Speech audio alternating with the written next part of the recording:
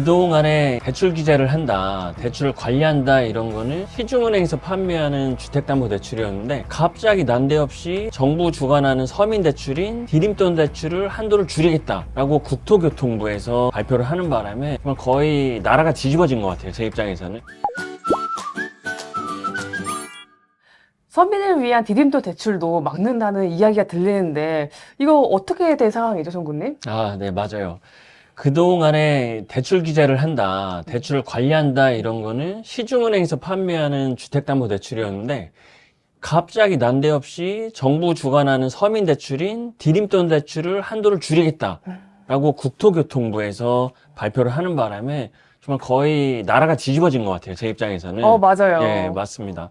주변에 이제 이 디딤돌 상품은 그 소득이 그렇게 높지도 않고 주택 가격이 그렇게 비싸지도 않은 상대적으로 5억 이상의 그 정도에 되는 주택을 구입하시는 분들인데 굉장히 구입하시려는 분들이 많거든요.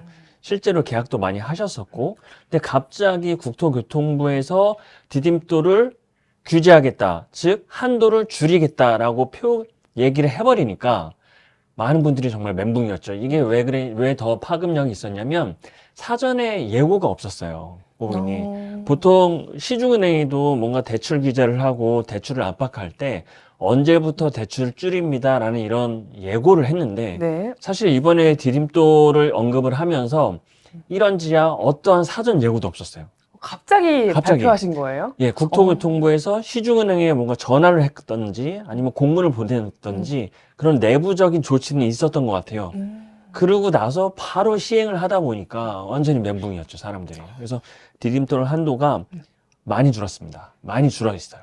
그런 상황이 한 일주일간 이어지다가 해당되시는 분들이 정말 많기 때문에 그분들이 가만히 있지 않았습니다. 사실 단톡방 결성하고 단체로 민원, 단체 그 행동도 결사하면서 그래서 결국에는 국토부를 이겼습니다. 그분들이. 대단한데요? 네, 국토부를 이겨서 국토부가 다시 이제 깨갱하면서 저희가 디딤돌 한도 감축 예고는 드렸지만 시행은 언제로 확정하지 않았습니다. 약간 그래서 물러섰네요. 잠깐. 물러섰습니다. 네. 그래서 유예하겠습니다라고 얘기를 했는데 단 5일 만에 다시 국토부에서 저희는 다시 생각해 봤는데 디딤돌 한도 축소는 예고대로 할 겁니다. 곧 발표 드리겠습니다. 라고만 나온 거예요.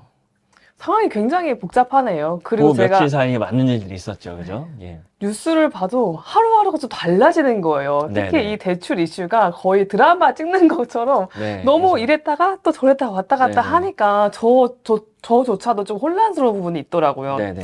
그러면 송구님, 네. 디딤돌 대출이 어떻게 구체적으로 바뀌는 걸까요? 네, 일단 대출 한도가 줄었는데 어떻게 줄었는지 살펴보면은 원래 생애 최초로 내 집 마련할 때 디딤돌을 사용하시면 LTV 80%, 집값의 80%만큼 대출을 해줬었는데 이게 10%가 줄었습니다. 70%로 줄었어요. 그리고 또 한 가지는 디딤돌 대출을 받을 때 반공제 면제가 가능했습니다. 방공제가 어떤 거죠? 네, 용어가 좀 새로우시죠? 방공제 방을 처음 들어봐요. 공제한다, 방 공제한다 이런 얘기인데 방을 공제. 주택임대차 보호법에 나오는 얘기인데 쉽게 설명을 드리면 일단 대출 한도가 줄어듭니다. 서울 기준으로 5,500만 원이 줄어드는 효과가 있습니다. 방공제 면제를 안 해주면.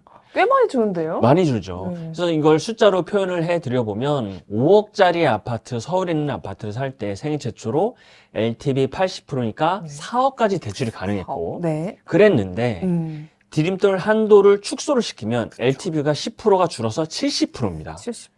거기에다가 반공제까지 하기 때문에 5,500이 줄어들면 최종 대출 가능 한도는 원래 4억에서 2억 9,500으로 줄어요. 무려 1억 500만 원이 줄어드는 겁니다. 너무 하루아침에. 많이 주는 거 아니에요? 하루아침에. 그래서 집값이 5억이면은 1억이 주는 거니까 네. 집값의 20%가 갑자기 주는 거예요. 국토부의 사전 예고도 없이. 이러니까 지금 뉴스랑 또 단톡방에서 그렇죠. 난리가 난 네, 거군요. 난리 났죠. 단체 민원 불사하시고. 그래서 이게 너무나 어폐가 있다 보니까 일단 국토부가 한 발짝 뒤로 밀어섰는데 이 제도를 다시 시행을 할 예정이에요. 조만간. 언제부터 혹시 그 얘기는 아직 국토부가 가이드를 주지 않았습니다. 시행을 하지만 사전에 충분히 예고 기간을 두고 도입한다고 했기 때문에 어느 정도 이제 탄력적이긴 하지만 입장을 바꿔보면 계약을 하시거나 내 집을 알아보시는 분들은 이 제도가 언제 나올지 모르잖아요. 너무 지금. 불안할 것 같아요. 너무 불안하죠. 그럼 어떻게 하시겠어요, 고객님? 그러니까 다른데 막 찾을 것 같아요. 디딤돌 말고 그냥 시중은행 시중은행도 가거나 아니면 찾아보고 제2금융권 가거나 이럴 것 그렇죠. 같아요. 그래서 지금 계약을 하실 분들, 내 집 마련 하실 분들은 굉장히 혼란스러우시죠. 마음이 조급해지고 왜 일부러 국토부는 일부러 하는 건 아니겠지만 왜 이런 상황을 만드는지 좀 이해가 안 되는 부분이 있습니다. 그러니까 속내가 좀 궁금하긴 해요. 그렇죠. 뭐가 있는지. 네네, 네. 맞습니다. 그리고 디딤돌 대출은 정말 무주택 서민들, 우리 서민들을 위한 정책이잖아요. 네. 근데 정부가 이렇게 서민 정책까지, 서민 상품까지 건드린 경우가 제가 듣기로는 이렇게 많진 않았다고 들었는데, 네, 맞아요. 근데 이렇게 정부 규제가 들어오게 되면은 네네. 약간 집값에 대해서 견제한다는 이야기도 있더라고요. 네네네. 실제로 이렇게 정부 규제가 조금 들어오게 된다면은 네. 지금 집값이 사실 많이 올랐잖아요. 예, 조금 그렇죠. 떨어질 예. 거를 기대해도 좋을까요? 서울 집값이. 네. 사실 디딤돌 상품 내용을 보면은 5억 이하, 네. 최대 6억 이하 주택을 구입하실 때만 가능하기 때문에 서울 집값에는 그렇게 큰 영향이 아, 없을 거예요. 네. 예. 서울의 아파트 가격 5억짜리 찾는 것도 쉽지 않으니까. 그렇죠? 그래서 디딤돌 대출을 규제를 한다는 것 자체만으로는 서울에 있는 집값에 영향을 주거나 그러진 않습니다. 오히려 경기 외곽권이나 지방에 있는 데는 5억짜리, 6억짜리 신축의 학군지에 굉장히 좋은 집들이 많아요. 많죠. 예. 그런 집을 거주하시고 구입하시려는 분들한테는 디딤돌을 많이 쓰셨거든요. 아, 오히려 그런 분들이 지방이나 경기 외곽에 있는 분들한테는 타격이 심할 겁니다. 그래서 정부가 생각하는 게 이 여러 가지 가계대출 관리 기조의 일환으로 정부의 디딤돌 대출까지 건드렸는데 약간 잘못 건드린 것 같아요. 수를 잘못 쓴 것 같다. 주택 가격이 5억, 6억은 서울에서 찾기가 어려운데 어렵죠. 괜히 이걸 건드리면 지방에 있는 물건이 타격을 보니까 지금 지방 집값은 별 영향이 없잖아요. 맞아요. 미분양도 많고 서울만 뜨겁지 지방 외곽은 그렇지 않기 때문에 잘못 건드린 것 같다라는 생각이 많이 들고 그래서 서울 집값에는 크게 영향은 없을 것 같아요. 근데 정부가 왜 이런 규제 카드를 썼는지 좀 곰곰이 생각을 해보면 정부는 1년마다 예산을 집행하잖아요. 네네. 보면은. 그 디딤돌에 그 배정된 예산이 약 55조였어요. 뭐 잊어버리셔도 돼요. 55조였는데 지금 9월 말 기준으로 예산 집행이 굉장히 많이 됐어요. 90%에 육박되게. 많이 샀네요. 많이 집행을 했어요. 많이 사셨고. 그래서 그 시중은행 가계대출도 많이 늘어났고 정부의 디딤돌 재원도 많이 소진이 된 상태예요. 그러다 보니까 10, 11, 12. 3개월 뒤면은 완전히 돈이 나니까 어느 정도 브레이크를 주기 위해서 이런 카드를 꺼내지 않았나라는 예측을 합니다. 그럴 네. 수도 있을 그런 것 부분이 같아요. 있습니다. 왜냐하면은 그 예산이 정부도 있을 텐데. 네네. 근데 그렇다고 막 이미 대출 신청한 사람 안 주기도 그렇잖아요. 그렇죠, 그러니까 그렇죠. 아예 신청을 막는 방법 중 하나로 이렇게 규제를 좀 했다고도 네. 볼 수 있겠네요. 그런데 너무 과격했다. 아, 너무 예, 빨랐다. 너무 빨랐다. 네. 예, 너무 과격했다라고 보여지죠. 그러면 이제 조금 현실적인 이야기를 해도 좋을 것 같아요. 실제로 디딤돌 대출을 네. 이미 준비 중이시거나 네네. 아니면 나중에 좀 받아볼까 고민했던 분들도 계실 것 같아요. 네네. 그런데 이렇게 서민들을 위한 대출 상품인 디딤돌 대출이 막힌다면은 그런데 어떻게든 그 대출을 받아야 되잖아요. 네, 집을 네, 알아보고 막 그렇죠. 계약을 하려고 그렇죠, 하는데 그렇죠. 네. 디딤돌 대출 말고도 그럼 어떻게 좀 대출을 받아보면 좋을까요? 일단 좀 나눠서 생각해 볼게요. 디딤돌을 고려하셨고 네. 계약을 앞두고 이제 집을 보러 다니시는 분들은 디딤돌 대출 규제가 나오기로 했으나 아직까지는 언제부터 할지는 나오진 않았어요. 제 생각에는 좀 시일을 두고 많이 할 것 같거든요. 그리고 국토부의 얘기는 수도권만 축소하지 비수도권, 수도권 외 지방 포함해서 수도권 외 지역은 디딤돌 규제를 하지 않겠다고 발표를 했기 때문에 사실상 수도권, 서울, 경기 지역에 구입하실 분들은 약간 좀 서두르시면 좋겠고 지방에 있는 분들은 좀 약간 느긋한 호흡으로 보셔도 되긴 합니다. 그리고 또 한 가지 고려하실 분들은 디딤돌이 만약에 규제가 들어와서 진행이 어렵다면은 보금자리론이라는 대출이 또 있어요. 보금자리로는 보금자리론. 어떤 예. 거죠? 똑같이 정부에서 주관하는 정책 그 대출이거든요. 근데 디딤돌과 보금자리 내용이 크게 다르지 않습니다. 주택 가격과 소득의 기준이. 다만 디딤돌을 선호했던 이유는 금리가 좀 낮기 때문이에요. 아, 금리가 조금 금리가. 낮아서. 두 개를 놓고 보면은 같은 조건일 때 1% 정도 디딤돌이 낮아요. 그러나 이번에 이 큰 혼란 사태에서도 국토부는 보금자리는 건들지 않겠다고 얘기를 했거든요. 약간 보금자리로는. 확정된 거네요, 이거는. 네네.